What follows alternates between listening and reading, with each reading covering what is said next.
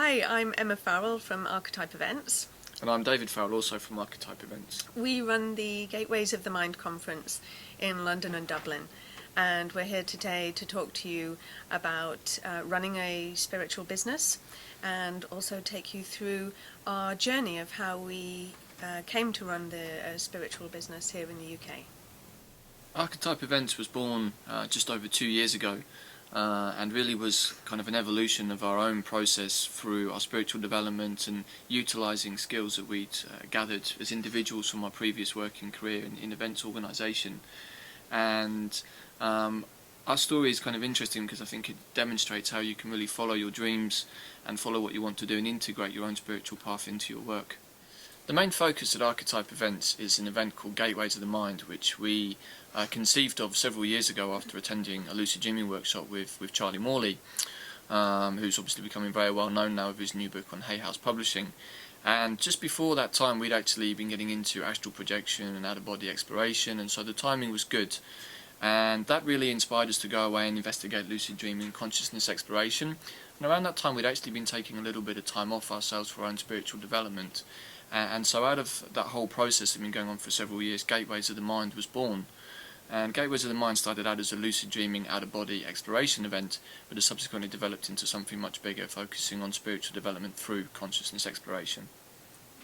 So where did this all start? Well, David and I have known each other since we were 13. We lived next door to each other as children and went to the same school together.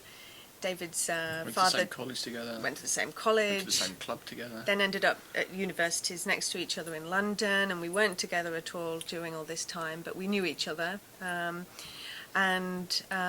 to write to each other, used to send DJ mixtapes out to in France. Yeah, and when I was at university in France, David would send me music, and so and then when I got back from France, we were in our final years of university, and we kind of got together then.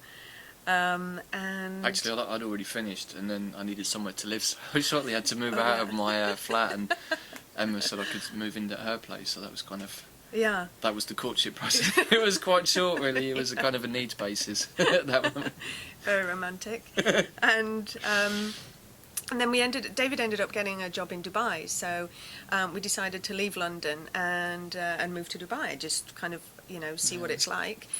And we ended up, David was working for one of the world's largest conference and exhibition companies, and I was working for different brands and shopping malls and kind of doing marketing and events for them. And then David set up his own company, So the process of moving to Dubai in itself was quite an interesting one, and actually taught me a really valuable lesson about life. And around the time just before I got the job in Dubai, I'd actually been made redundant working for another conference company. It was around the time that the .com business crashed, and the company I was working for went through a bad period and pretty much closed the London office.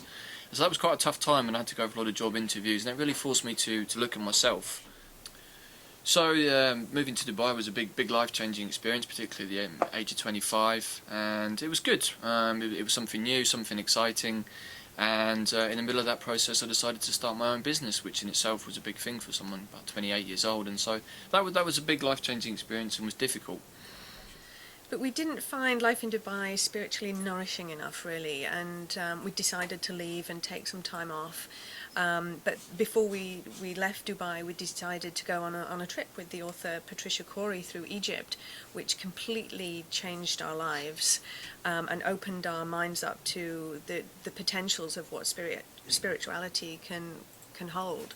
And then from there we moved to India, where we lived in Goa for a year, and then we spent a lot of time up in the Himalayas, studying at the Dalai Lama's temple, doing lots of meditation retreats, doing lots of healing courses with various pranic healers, and really kind of exploring spirituality, different modalities really. And then that was about the time we discovered that there was a 2-year course at the Lama Tsongkhapa Institute in Italy that we decided to go and study, which we've just finished. And it was during that time that we actually conceived of the idea of using our business skills to deliver some of the spiritual practices that are so amazing, like lucid dreaming, dream yoga, to a wider audience. And that's where Gateways of the Mind was born. What actually inspired that process were two kind of major things. One was reading a book by William Buhlman called Adventures Beyond the Body, which we were reading while we were in India during the monsoon season, so we had plenty of time to sit and meditate and really ask questions about consciousness itself. I really had no idea about astral projection or what was consciousness up until that point, and that in turn led us to a workshop led by Charlie Morley, who's now very well known for his work, and he's just had a book published on Hay House. We went to one of his workshops at the Cardew Centre in London and were totally blown away by what he talked about, but also by him and his style. And he jokingly refers to it now at some of our events, that when we spoke to him after the event, we said, hey, we're event organisers, we're going to do a big event about lucid dreaming. And he was kind of like, yeah, okay, but he was thinking to himself, this is never going to happen. 8 months later, he was the host at our event in London, and he said he didn't think it would come to pass. And so that was kind of a nice story, because Charlie's such a great teacher, but he's also been a very integral part of the inspiration for our event. So lucid dreaming has been quite an integral part of our spiritual path, purely because of the benefits, both psychologically, spiritually, and it's so accessible as well. It's so accessible. Everybody dreams, and everybody sleeps for 30 years of their life. And when I had I'm not a natural lucid dreamer by any. It took me 2 years to train myself to become lucid, and still I just feel I'm just beginning on this path. It's got huge potential. I've had other ones where I'm just kind of jumping from one dream scene to the next, trying to find somebody or trying to just see what dreamscape I'm going to land in next. I've landed at a party where everyone's waiting for a Yeti to arrive, and so I'm talking to people and finding out from different people what they represent in my psyche. So it's, once you start exploring and having a direct conversation with your subconscious, it's just absolutely fascinating and so beneficial, because you can actually be your own therapist with that. You can face your shadow, you can face your fears and overcome phobias, or work out certain destructive thought patterns that you have. And find out why and get to the bottom of it. So we felt that because lucid dreaming is scientifically validated, that the wider population will actually accept it, and it's a much more accessible way for people to have a spiritual experience. So when we decided to launch our first event, which was ostensibly about lucid dreaming and out-of-body exploration, we were thinking of a name for it, and so we come up with the name Gateways of the Mind. And as Emma's just said, we see lucid dreaming as being a gateway to a much bigger kind of spiritual process or practice that everybody can engage in. And because everybody sleeps, everybody dreams, and because this is a scientifically proven phenomenon, it makes it much more accessible for a much broader range of people than perhaps other spiritual practices that seem a little bit kind of new agey or esoteric might put some people off. And so in the process of developing Gateways of the Mind, we decided to look at how we could bring lucid dreaming into a space with other ancient traditions like Tibetan Buddhism, Toltec shamanism, and through the process of evolving the event, what we wanted to show was that there are many different ways to access the same spaces that you can do through lucid dreaming, but through different traditions such as meditation or shamanism. And so the event's really kind of grown from there into being an event about consciousness exploration and showing people how they can find a path that resonates with them, or a teacher or wisdom that sings to them in their own way, and let them follow that. So whether it's lucid dreaming, whether it's Amazonian shamanism, whether it's out-of-body exploration, there's something for everybody, and that's how we see spiritual development through our events with the shamanic roots. But lucid dreaming in Ireland is still something very new, and they're very, very open to the idea. So it's kind of interesting to see the different dynamics compared to our London event, where we have quite a sophisticated dreaming crowd, people who've had hundreds, if not thousands, of lucid dreams and out-of-body experiences. And so it's just interesting when we do our events to see the different types of audiences that come in different places. And for our event this year in London, we're already starting to work on the programme. We're going to be focusing on the wheel of life, and so from birth to life to death to rebirth, and how we explore consciousness through each of those processes. So we're going to be focusing quite heavily on the death phase this year, the Tibetan Bardo world, near-death experiences, ayahuasca shamanism, everything that basically starts to take people into what is potentially the biggest trip of all, which is dying. And so this is really where Gateways of the Mind is evolving year on year. It started off as lucid dreaming, but it's becoming something much bigger, and it's about how we as humans actually engage with consciousness as a whole.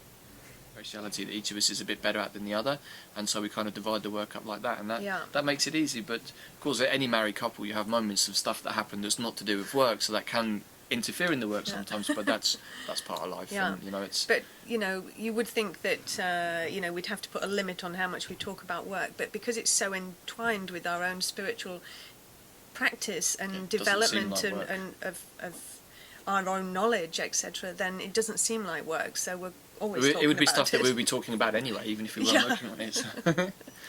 So we feel very fortunate, really, to have found something that we love doing. And use this experience that we've gained before, and I think that's the beauty of this story, is that that you can be doing something mundane like running a car park management exhibition, as we were in Dubai, and suddenly be doing something that's much more kind of heart consciousness and soul rewarding, but still utilise what you've learned from your previous experiences. So our spiritual life is very much intertwined with our work. We run our company in a very mindful and sustainable way. If you run your own spiritual business, it's good to bring your existing skills from your previous work life into the spiritual space, and it is possible to do, but it does you do face a lot of challenges. We're a self-funded company, so that it requires a lot of work. But if you really believe in what you're doing, and you really have passion, and you put mindfulness and professionalism into everything that you do, then it can succeed.